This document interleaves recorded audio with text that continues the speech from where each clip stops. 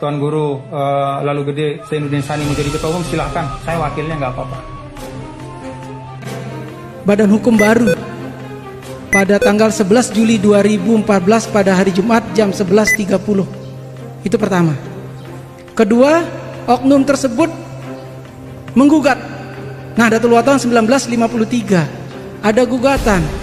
Kami pernah dikumpulkan di Kemenkumham dan kita minta untuk mengakui Nahdlatul Wathon Maulana Syekh 1953, tapi oknum tidak mau.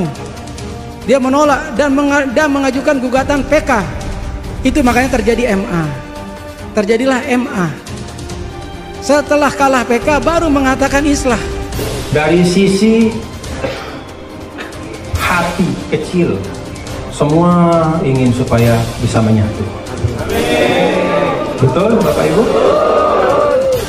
Kan kita harus ingat bahwa Al-Maghfurullah Maulana Syekh meminta kita untuk terus menerus kompak utuh bersama. Maka tidak ada yang berhak mengklaim dia 100% benar, 100% tidak salah, kecuali Al-Maksumin, para Nabi dan Rasul yang diakhiri dengan Nabi besar Muhammad SAW. Kenapa tidak dari awal? Yang kita pertanyakan kenapa tidak dari awal, makanya saya tidak mau menjawab. Yang terpenting adalah mengakui kesalahan, mendirikan Nahdlatul Wathon baru. Mengakui diri salah, seseorang tidak bisa dimaafkan sebelum mengakui diri salah. Seorang muslim yang baik, seorang agama yang mengetahui agama yang baik, harus bisa mengakui diri salah. Siapapun itu. Dan ini kita memakai prosedur muktamar. Muktamar ke-14 di Mataram itu sudah clear sesuai dengan anggaran dasar dan anggaran rumah tangga Nahdlatul Wathon. Kita sudah memakai itu semua. Dan itu sudah selesai. Kenapa tidak bersama dari awal? Kenapa harus mendirikan Nahdlatul Wathon baru pada tahun 2014? Kenapa harus ada sidang? Kenapa harus ada MA? Kenapa terus? Kenapa harus mempidanakan ketua umum pada saat itu, yaitu umi saya Hajah Siti Rehanun Zainuddin Abdul Majid, dipidanakan, mau dipenjarakan? Kalau memang mau baik, kenapa tidak dari awal baik? Kami sangat membuka diri untuk islah, cuma mari dengan cara yang baik. Kalau pas mentok ada maunya baru islah, ya itu karena ada maunya, bukan ikhlas. Sementara berjuang di Nahdlatul Wathon, di semua majelis sering saya sampaikan, berjuang di Nahdlatul Wathon, apapun yang kita lakukan harus dimulai dari hati. Dimulai dengan hati yang baik, dimulai dengan hati yang bersih, barulah kita bisa melangkah dengan baik. Di saat kita belum bisa dengan hati yang baik, hanya perkataan, lisanul hal laisa min lisanil maqal, itu beda. Ucapan beda dengan hati, itu munafik namanya. Jadi sebuah ucapan harus dimulai dari hati. Ya, jadi kita sudah tetap baik. Saya juga tidak pernah frontal, saya juga tidak pernah marah, saya dicaci maki juga santai saja. Yang penting kita berjuang di Nahdlatul Wathon dengan semangat pendiri Nahdlatul Wathon. Bagaimana Nahdlatul Wathon ini bisa daiman abadan. Jadi kalau masalah Nahdlatul Wathon tadi kenapa tidak satu? Nahdlatul Wathon tidak pernah pecah. Itu yang perlu dipahami. Nahdlatul Wathon tahun 1953 tidak pernah pecah. Tidak ada kata perpecahan. Nahdlatul Wathon itu tetap satu, yang didirikan oleh Ninidah Al-Maghfurullah Maulana Syekh Tuan Guru Kiai Haji Muhammad Zainuddin Abdul Majid. Sudah clear, beliau mendirikan Nahdlatul Wathon. Cuma ada oknum yang mendirikan Nahdlatul Wathon baru dengan pendirian, ada akte notarisnya pada hari Jumat jam 11.30 11 Juli 2014 itu ada. Kenapa kita harus mendirikan? Kenapa kita tidak baik-baik? Kalau kita mau flashback, Nahdlatul Wathon 2014 itu dulu-dulunya ada oknum juga yang mendirikan Nahdlatul Wathon reformasi. Kalau kita mau flashback akan banyak keributan yang kita akan temukan di masa lampau. Cuma katanya jangan bahas masa lalu, ya sudah, kami tidak bahas. Cuma perlu Gosami paham bahwa Nahdlatul Wathon ini tidak pernah pecah. Nahdlatul Wathon ini memang satu, dari sejak zaman pendirinya sampai detik ini satu. Cuma ada oknum yang mendirikan Nahdlatul Wathon baru pada hari Jumat 11 Juli 2014. Itu yang membuat gaduh di Kemenkumham dan lain sebagainya. Sekarang bagaimana? Kita akan masukkan yang telah mengaduk-aduk masalah di dalam organisasi. Kenapa tidak dari awal kita baik-baik? Ya, jadi sekali lagi Nahdlatul Wathon itu tidak pernah pecah. Jadi yang bilang Nahdlatul Wathon itu pecah salah. Nahdlatul Wathon 1953 tidak pernah pecah. Ya, jadi berkas sudah lengkap dari sejak zaman pendirinya, dari lembaran berita negara, dari akte pertama Nahdlatul Wathon ada pada kami. 1953 sampai hari ini.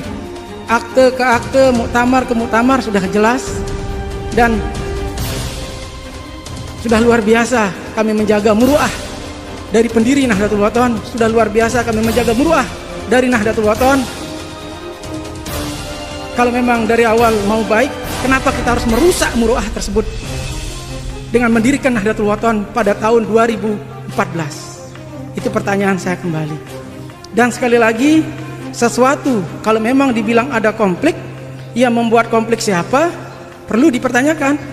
Yang membuat konflik apakah sudah mengakui kesalahannya? Apakah sudah meminta maaf dan lain sebagainya? Bukan kepada saya. Bukan kepada saya. Saya orang biasa. Saya hanya merbot di Nahdlatul Wathon, hanya nama saya saja terpilih menjadi ketua umum. Saya ini merbot, sama dengan merbot masjid, sering saya jelaskan. Merbot sebuah masjid, masjidnya itu kotor, saya sebagai merbot pasti membersihkan. Misalnya ada yang bawa bayinya pipis di masjid atau musola, ya saya bersihkan. Itu tugas saya sebagai merbot, untuk selalu masjid atau wadah peninggalan dari pendiri Nahdlatul Wathon ini jangan dikotori. Kita tetap membersihkan.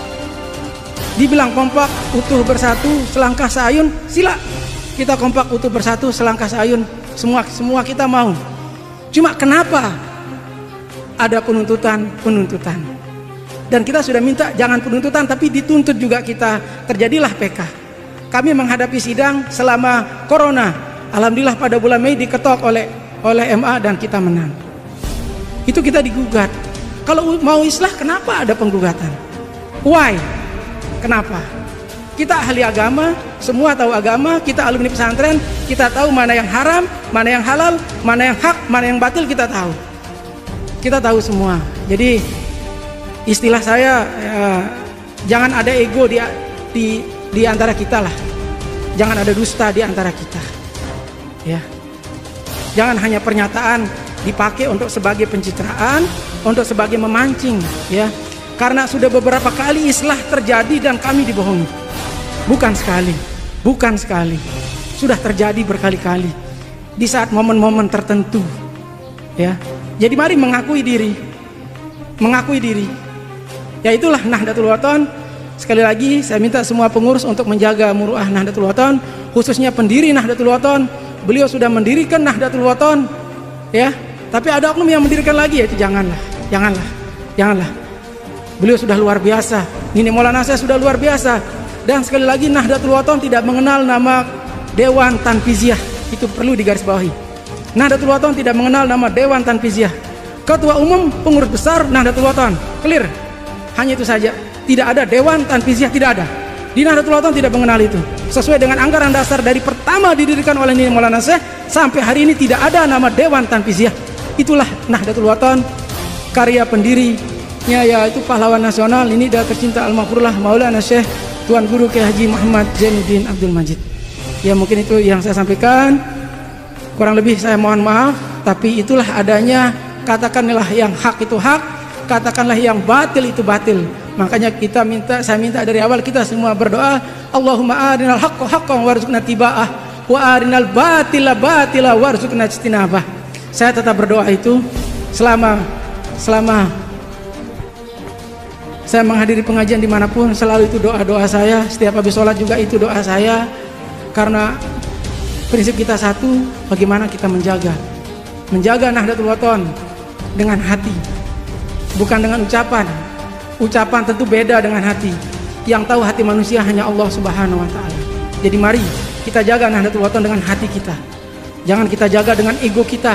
Jangan kita jaga dengan ucapan-ucapan kita. Ucapan manusia bisa saja dusta, tapi hati manusia tidak ada yang dusta. karena itu semua terpantau oleh Allah Subhanahu wa taala. Hanya itu yang saya sampaikan, kurang lebih saya mohon maaf. Allahumma afiq wal hadi ila sabilir rasyad. Wassalamualaikum warahmatullahi wabarakatuh.